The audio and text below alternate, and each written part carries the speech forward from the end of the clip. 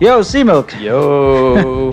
Here we are again, about to hit the road, and I've just been thinking about it. What about these absolutely ridiculous things that we've had to do, these compromises we've had to make just to survive and just to get by and do the basic things we like to do in China? You hitting me with a little bit of whataboutism over here? You just literally said what about. Yeah, I know, but I mean, here's the thing, all right? Well, let's just get on the bikes and we'll talk about it.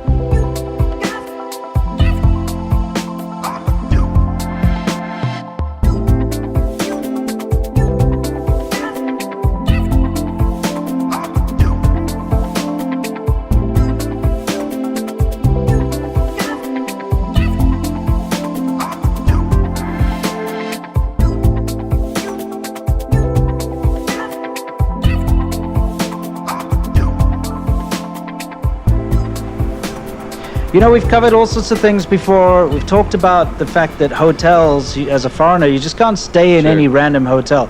I mean, it still probably blows a lot of people's minds that you can't just go to a hotel, even if it's in a big city and it looks like a nice hotel, it's got English written there, and you try to book in and they're like, sorry, no foreigners allowed. I mean, it's like xenophobia realized. That's like real discrimination right there. You want racism? Yeah. There it is right for you. But I mean, besides that kind of thing, just there's so many everyday things in China which it just blows your mind that you cannot do. Yeah.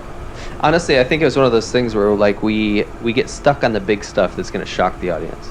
But I think sometimes the most shocking stuff is the stuff that you just get used to. You know, you heard of the boiled frog syndrome, right? Yeah. Well, if you guys that don't know what that is, it's like when the frog is in a pot of boiling, of water before it's boiling, and this temperature slowly increases. It doesn't realize that it's been boiled in the end as the temperature goes all the way to the top. Yeah. And the same thing happens with you, I believe, you know, kind of living in China, because I'll be honest with you, the average polite Westerner shows up in China, they're going to try to be polite. They're going to be like, this isn't my culture, this isn't my thing, you know, like, I need to adjust, right? Yeah. And they just kind of let things, instead of like, you know, instead of like actually trying to talk about it or try to change something or anything like this, they kind of let it roll off their back. Mm-hmm. And you have to live in China or else you'll go insane. The people that don't let it roll off their back leave, like, immediately. Yeah, they just can't handle it. But the ones that stay, like we did, end up as the boiled frogs. And it's the weird little things that we were talking about the other day, remember? Yeah. That really get to you and actually you think about how ridiculous it is. I want you to tell everyone the story of how you had this like random shed in the middle of nowhere, and why you had a random shed in the middle of China. Yeah, okay, so I mean, here's the thing. Here we are, we're riding bikes. Good for the Earth Corp. Without a VPN, they lost all their most important client data and one of the biggest data leaks in history. After they called the Surfshark, however, things quickly changed.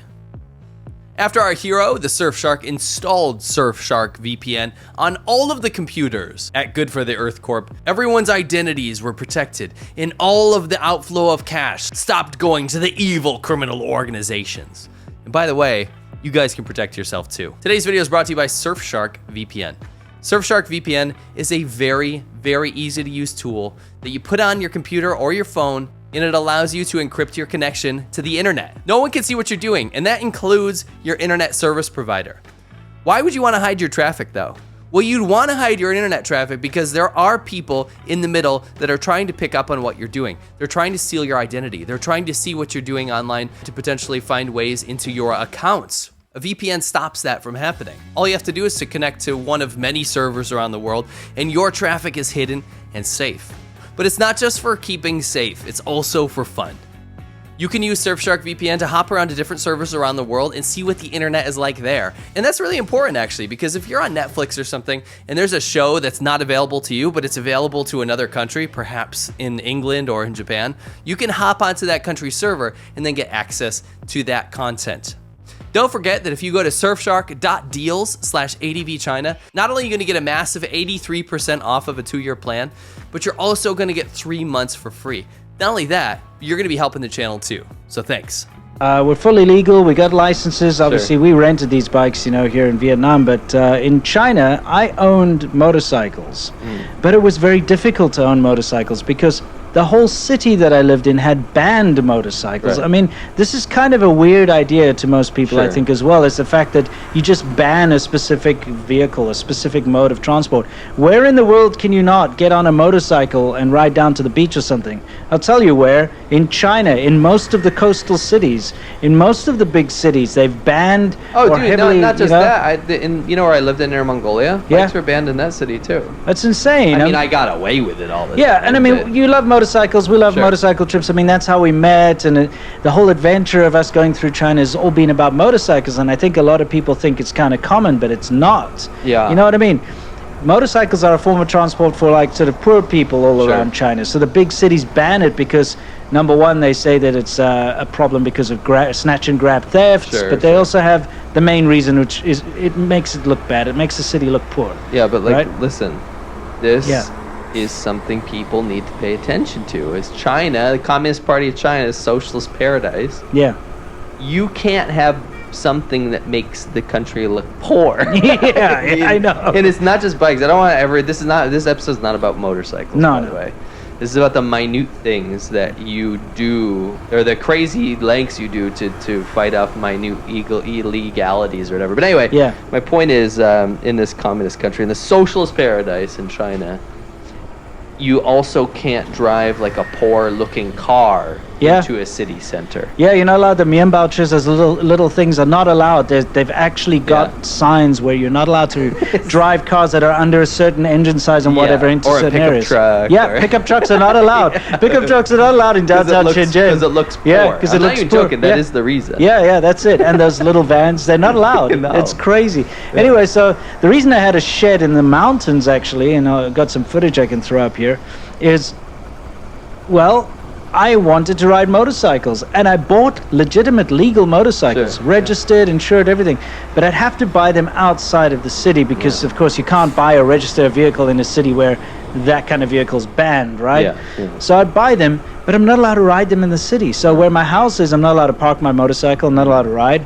So I'd have this elaborate thing where just on the outskirts, where, by the way, it is still illegal to have a motorcycle, they just don't pay attention because China's full of these gray areas. And so I used to go out of the city center and I'd see bikes riding around. So I started to ask around, and I finally found some connections and some friends, and a guy who was willing to let me store my motorcycles up in his shed. So what would happen was, whenever I wanted to go on a trip, I would take a taxi out to this shed in the middle of nowhere, but like at 3 a.m. in the morning. Yeah, of course. I'd get on the bike and I'd ride for it'd take me about 2 hours to get out of the banned area, because Shenzhen is huge. Yeah. I mean, all the outlying areas and everything is still considered Shenzhen. It would be a 2-hour It's a drive. sprawl. Like, yeah. By the way, it's disgusting. It's- Any sprawl in any Chinese city looks like shit. Absolutely. I will not argue with you there. It's freaking terrible. So I'm there at like 3 a.m. in the morning, risking my life with Trying these to get away from the trucks. cops and 'Cause- shit. Yeah, and avoiding checkpoints and avoiding police everywhere. Yeah, but I Um, want people to understand there's checkpoints. Yeah. And they care so much about this that they literally set up police traps, Yeah. with barriers, and like try to take your keys out of your bike and like chase you down. There's people that like moved their keyhole on their motorcycle Yeah, so yeah. the cop can't grab it out. Yeah. That was the thing. Anyway, sorry. Yeah, so I mean, I would know all the little back roads, and Yeah. it's still risky, and it was still very like nerve-wracking. Yeah, But yeah. I mean, I have a legal motorcycle. Yeah. I want to do a legal motorcycle trip. I have a driver's license. Yeah. I have everything, but I would have to do all these crazy things. Literally, you have to evade Yeah, police. exactly. Just to get out of the city, and then there's a certain line where suddenly motorcycles weren't illegal Yeah. anymore. That line moves all the Yeah, time. and the most annoying thing is we've found out many times is we might be out there Yeah. in a legal area and we drive into a town and all of a sudden And they've it's worse than Shenzhen. yeah, and they've It's like- just changed the rules Yeah, or something. yesterday. Yeah, and suddenly you're not allowed to have a motorcycle Yeah, in that yeah. city or town or whatever. And by the way, I just want people to know, you don't, like, the punishment for this is arbitrary. Yeah, You could lose your bike permanently, yeah, which or you pay yeah. a fine, or Mhm. you pay a bribe, which is what I had to do twice. Yeah, Or you go to jail. yeah. you could go to never, jail. you never know. Yeah. But like these crazy things that we'd have to do. That's just an example, because motorcycle trips has always been the adventure's always been the big thing that we Sure, wanted to sure. do. Yeah, like I think one of the most important ones to bring up is you police your own thought. You police your own words. You police your own speech. And that's just insane if you think about it, because it gets to a point where, let's say a new foreigner shows up, right, from Canada. Let's just say Canada. A Canadian shows up. He's sitting at your table. You're all having a barbecue with your Chinese friends or whatever, and let's say some of them can speak some English, so you're welcoming this dude. You're like, yeah, it's crazy in China. You're sitting on the side of the road. You picture your surroundings. You got some, people honking, cutting each other off, and the air is full of pollution and smoke, but the vibe is nice. The beers are clinking. It's like, it's chaotic. It's China at night, right? Yeah. And all of a sudden he's like, yeah, it's crazy, brings up something political, right? Let's say he says like, it's crazy, like there's so many different rules here in China because the government is strict or something. And then you as a foreigner, the Chinese people don't do anything, but you as a foreigner go, hey, Yeah. let's not bring this one up, right? Or, yeah, it's crazy, like things have changed since Xi Jinping. You can't even say that word. It's not a word that you'll hear people talk about. If you walk around China, you won't hear people talk about Xi Jinping like with the name. Yeah. It's almost like Voldemort. Yeah. And you start policing your speech. You start saying like, don't bring that up. That's, you turn into this douchebag that starts enforcing like CCP logic and like policing of thought. And that goes about really anything. It's not just political. It's like you'll avoid talking about things that you might even believe in. You might even change your entire ideology about the world when you talk about certain things with Chinese people in China. Yeah. And it's nuts. You have to. You absolutely have to self-censor, and you're right. You do. You start to change your worldview simply because you can't discuss or even mention these things. Yeah, there was actually, and this is a bit of inside the sausage factory, super meta weird shit. But we used to get this way about when people would tell us to talk about the Uyghur Genocide when we were living in China. Yeah. And it's obviously something that's awful and needs to be discussed, and it's a world-changing issue. And we used to get mad when people would ask us to talk about it. And it's very legitimate that they want us to talk about it. Yeah, I mean, we'd get mad when people say, why don't you talk about these issues China face? Because that's just one of the many things that... Yeah, that I just picked one. Yeah, exactly. And we'd be like, why are you asking us? You're putting us in danger by asking us these questions. But it's a legitimate question. Yeah. They absolutely have every right to ask that question, and anyone in China should be able to talk about it. Yeah. But here we were, policing our thought, self-censoring. It changed the way we looked at the world to the point where it's not that I didn't care about the Uyghur issue, but I actively avoided even thinking about it when I lived in China. Me too. How it is, right? 100%, yeah. Changes your whole, and again, I hate to keep harping on about that one thing, but everything. You stop thinking about certain issues in life, and you start almost not dehumanizing people, but you don't think about the human aspect of life anymore because you're in China. Yeah.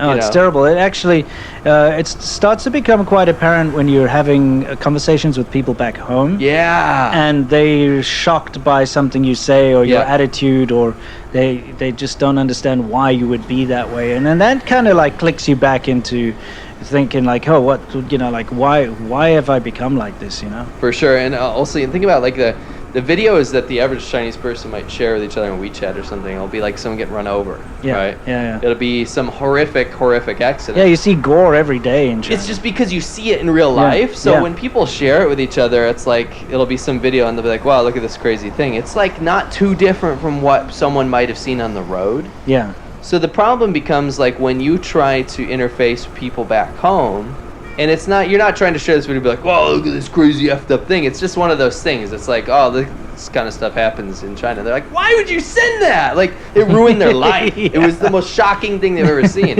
Meanwhile, I watched the whole family burn to death in a Yimbo.